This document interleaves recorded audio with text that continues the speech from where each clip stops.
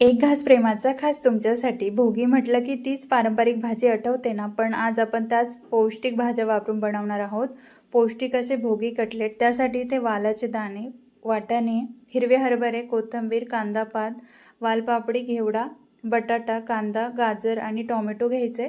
तर इथे आता आपल्याला कोथिंबीर आणि कांदा पात काढायचे आणि बाकीच्या सर्व भाज्या मिक्सरच्या भांड्यात घेऊन याचा क्रश तयार करून घ्यायचा आहे. तर ह्या भाज्या जास्त बारीक वाटायच्या नाही आहे, अशा जाडसरच ठेवायच्यात.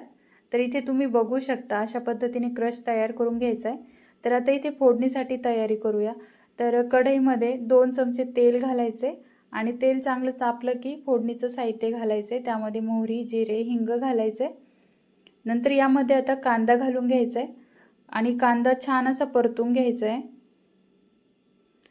तर आता कांद्यामध्येच इथे टोमॅटो घालायचा आहे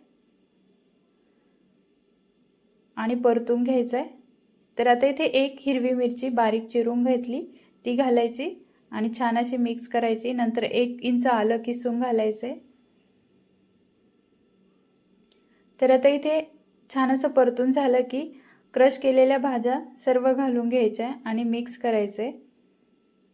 नंतर यामध्ये कांद्याची पात आणि थोडीशी कोथिंबीर घालायची आणि मिक्स करून 5 मिनिटांसाठी आपल्याला याची वाफ काढून घ्यायची.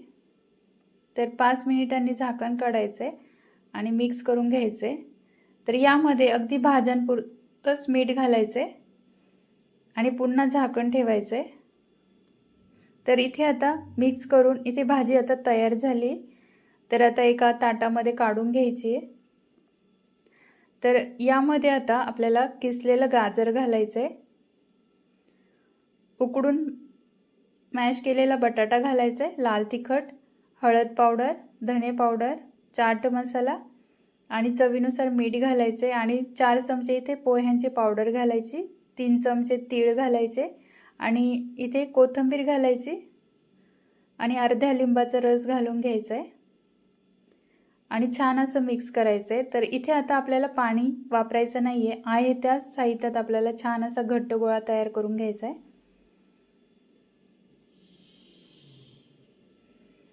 तर तुम्ही बघू शकता इथे आता आपल्या इथे गोळा तयार झाला आहे. तर आता इथे ब्रेड क्रम्स घेतलेत. तर इथे मी 2 ब्रेड मिक्सरला बारीक करून घेतले होते, त्यामध्ये 2 चमचे तीळ घातले आणि मिक्स करून घेतले. तर आता हाताला थोडंसं तेल लावायचे आणि छोटे छोटे कटलेट हातावर थापून घ्यायचे.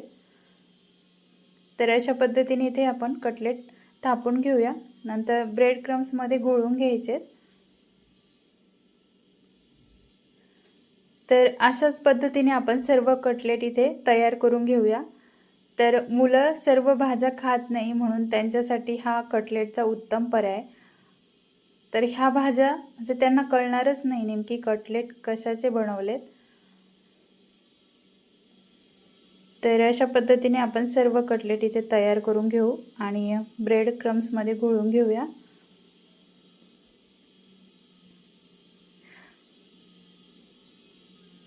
नंतर आता आपल्याला हे शालो फ्राय करून घ्यायचे. तर पॅनमध्ये तेल घालायचे आणि तेल तापलं की कटलेट पॅनमध्ये घालून घ्यायचे. तर गॅस जास्त मोठा ठेवायचा नाही, नाहीतर कटलेट खालच्या साईडने करपले जातील. तर मध्यम गॅसवरच आपल्याला हे कटलेट शालो फ्राय करून घ्यायचे. तर अशा पद्धतीने आपण इथे आता कटलेट सर्व फ्राय करून घेऊया. तर तुम्ही बघू शकता रंग पण किती छान आलाय कटलेटला आणि तीळ असे वरतून मस्त दिसत आहेत. तर इथे आता आपले कटलेट तयार झालेत. तर झटपट होणारे हे भोगी कटलेट इथे तयार आहेत. तुम्ही सॉस किंवा हिरव्या चटणीसोबत एन्जॉय करू शकता. तर कशी वाटली ही भोगी स्पेशल रेसिपी? आहे ना पौष्टिक आणि चविष्ट. तर तुम्हीसुद्धा ह्या भोगीला हे कटलेट नक्की करून पहा आणि रेसिपी आवडली असेल तर व्हिडिओला नक्की लाईक करा आणि अशाच नवनवीन रेसिपी बघण्यासाठी आपल्या चॅनलला नक्की सबस्क्राईब करा आणि तुमच्या मित्रमैत्रिणींसोबत शेअर करायला विसरू नका. तुम्हा सर्वांना भोगीच्या खूप खूप शुभेच्छा. तिळगुळ घ्या, गोड गोड बोला.